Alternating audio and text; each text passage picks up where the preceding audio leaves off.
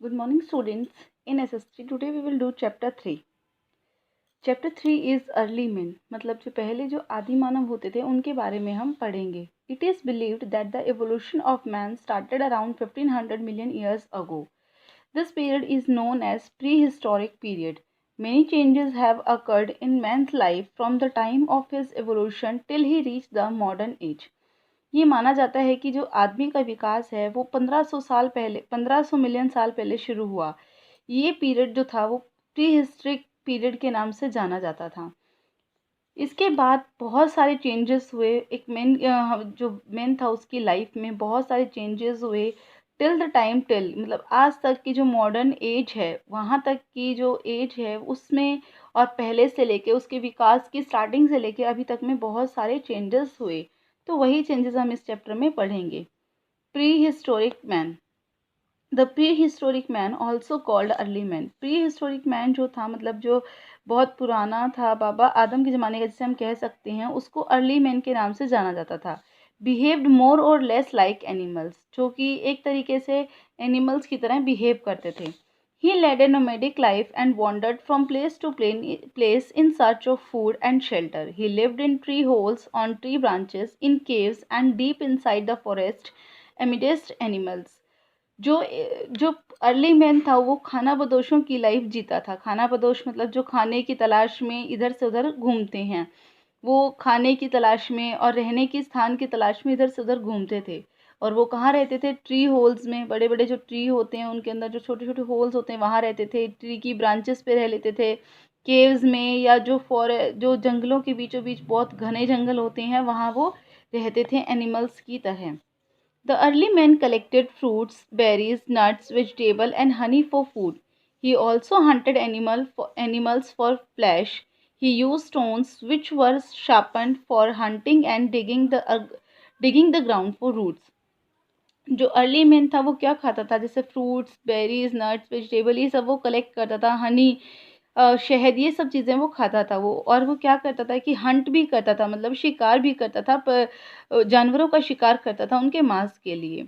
और इसके लिए जो वो शिकार करते थे तो वो क्या यूज़ करते थे? स्टोन्स यूज़ करते थे, मतलब पत्थर यूज़ करते, जो बहुत पैने पैने पत्थर होते थे उनको हंटिंग के लिए या फिर ग्राउंड में या फिर मिट्टी को खोदने के लिए वो इन सब चीज़ों का यूज़ करते थे. The prehistoric man never wore clothes to cover the body.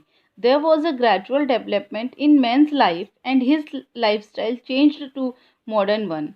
पहले के जो अर्ली मैन था वो कभी कपड़े नहीं पहनता था अपनी बॉडी को कवर करने के लिए, लेकिन बाद में धीरे धीरे जो चेंजेस आए, जो डेवलपमेंट हुई, उसने आदमी की लाइफ को बिल्कुल ही चेंज कर दिया.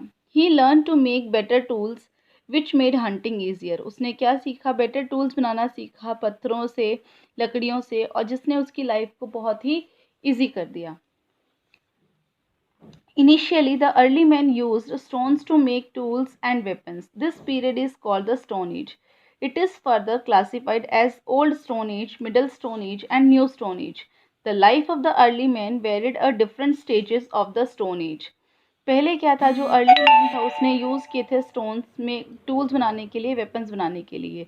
और ये पीरियड क्या कहलाया? यह टाइम क्या कहलाया? Stone age. स्टोन एज जो है उसको 3 एजेस में इसको डिवाइड किया है. ओल्ड स्टोन एज मतलब पुराने जो पत्थर थे उनकी, जो उनसे बनते थे, जो उनसे हथियार बनते थे उनको. मिडल स्टोन एज, फिर उसके बाद जो चेंजेस आए, और फिर न्यू स्टोन एज मतलब जो बिल्कुल नए चेंजेस आए उसके लिए. और ये जो क्लासिफिकेशन था वो अर्ली मैन के डिफरेंट स्टेजेस के आधार पे ही किया गया था. Old stone age. The early man used crude tools without polishing them. जो अर्ली मैन थे वो वैसे ही बिना पॉलिश के ही जो पत्थर होते थे जो एज इट इज़ उनको यूज़ करते थे. Hammer and axe heads were some of the weapons used by him to cut trees and kill animals. जो हैमर के टाइप के होते थे या एक्स हेड्स होते थे, मतलब जो पेने होते थे, उनको वो यूज़ करता था, एज अ वेपन यूज़ करते थे वो ट्रीज़ को या ट्रीज़ को कट करने के लिए या एनिमल्स को मारने के लिए. He lived in groups for protection against wild animals and enemies. He used leaves, bark of trees and animal skin as clothes. वो क्या करते थे कि ग्रुप में रहते थे ताकि उनको कोई वाइल्ड एनिमल आके या कोई दुश्मन आके उन पर अटैक ना कर दे, इसलिए वो बहुत सारे इकट्ठे रहते थे. और वो leaves, bark of trees, tree के जो बड़े बड़े पत्ते होते हैं या छालें होती हैं उनको वो एज ए क्लोथ्स यूज़ करते थे अपनी स्किन पर। During this period the early man discovered fire. Whenever there was bad weather accompanied by lightning and thunder, the bushes and the trees in the forest used to catch fire. इसी बीच में, इसी period में उसने old stone age में ही उसने क्या किया, fire की डिस्कवरिंग की, आग की खोज की। वह देखते थे कि जब भी कोई बहुत ज़्यादा बैड वेदर होता था, मौसम बहुत बेकार होता था, बहुत ज़्यादा बिजली कड़कती थी और तूफान टाइप का होता था, तो जो बुशेस होती थी, जो झाड़ियाँ या ट्रीज होते थे, उनमें आग लग जाती थी। This wild life frightened the animals and early man. ये जो वाइल्ड फायर थी, जो जंगलों की आग थी, वो अर्ली मैन और एनिमल्स को क्या कर देती थी, डरा देती थी। Then he probably found that sparks of the fire are produce when two stones are rubbed against each other. फिर अर्ली मैन ने देखा कि जो फायर है वो कैसे बनती है, कि जब दो स्टोन्स को बहुत देर तक इकट्ठे हम रगड़ते हैं एक दूसरे के अगेंस्ट, तो क्या होता है, उसमें से स्पार्क्स निकलते हैं जिससे आग लगती है। He burnt leaves with the sparks of fire. और फिर वो क्या करते कि उनसे जो चिंगारी निकलती थी उनसे वो जो ट्रीज की लीव्स होती थी सूखी हुई, उनको जलाते थे। He then use this fire for cooking meat and to protect himself from wild animal. फिर उस आग को वो क्या यूज़ करते थे कि अपने जो वो मीट एनिमल्स को हंट करके जो मीट लेते थे उसको वो कुक करने के लिए, या फिर वाइल्ड एनिमल्स जो आग से डरते हैं उनसे बचने के लिए।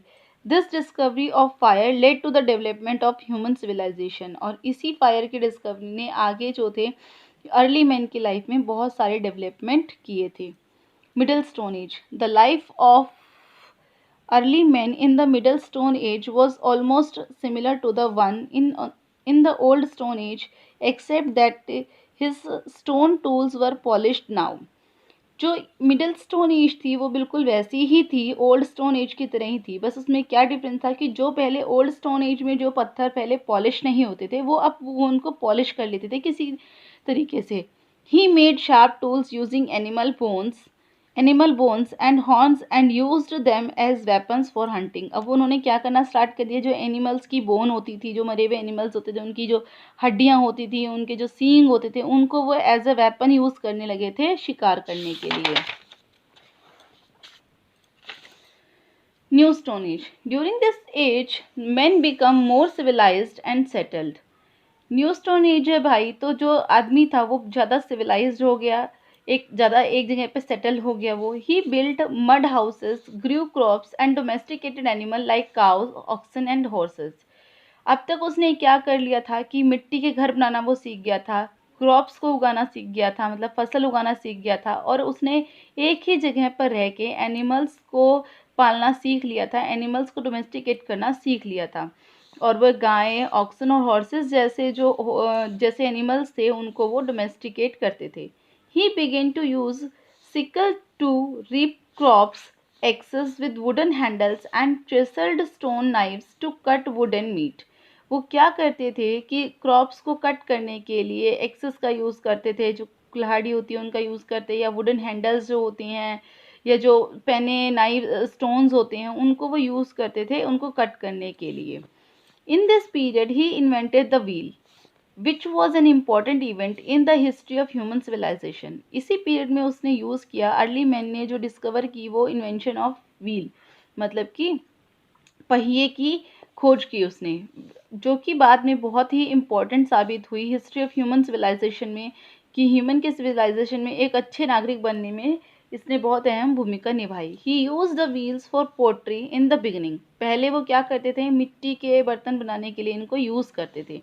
Then he attach the wheel to a cart. फिर उन्होंने देखा कि अगर हम इसको कार्ट के साथ ऐड कर दें तो क्या हो जाएगा कि वो अपने आप जल्दी उनमें उनका जो बल है वो कम लगेगा और वो आसानी से चलेंगे carts. This helped him to move from one place to another easily and carry goods using carts.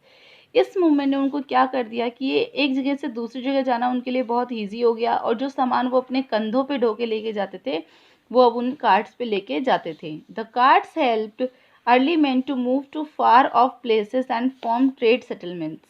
अब इन कार्ट्स ने हेल्प किया उनको सामान एक जगह से दूसरी जगह ले जाने के लिए, और जो व्यापार करने के लिए उन्होंने जो सेटलमेंट्स करते थे उसके लिए। He use the wheels for spinning and weaving also and learn to make woollen and cotton clothes. उसने व्हील्स को यूज़ किया स्पिनिंग करने के लिए, मतलब कढ़ाई बुनाई करने के लिए भी, learn to make woollen and cotton clothes, और वुलन और कॉटन क्लोथ्स को बनाने के लिए भी वो उनको यूज़ करते थे। Invention of fire and wheel were responsible for the modernisation of human life. जो इन्वेंशन फायर और व्हील की जो इन्वेंशन है उसने क्या कर दिया, जो आज की मॉडर्नाइजेशन ह्यूमन लाइफ है उसके लिए बहुत ही अहम भूमिका निभाई है। They helped man to start leading a settled life. और इसने क्या हेल्प किया है कि मेन को एक सेटल्ड लाइफ, एक जगह पे रहने के लिए बहुत ही सपोर्ट किया है। सो स्टूडेंट्स, यहाँ पे हमने पढ़ा है अर्ली मैन के बारे में कि उसने कैसे अलग अलग स्टेजेस में जाके स्टोन्स को यूज़ किया और कौन कौन सी इन्वेंशन की हैं। Thank you.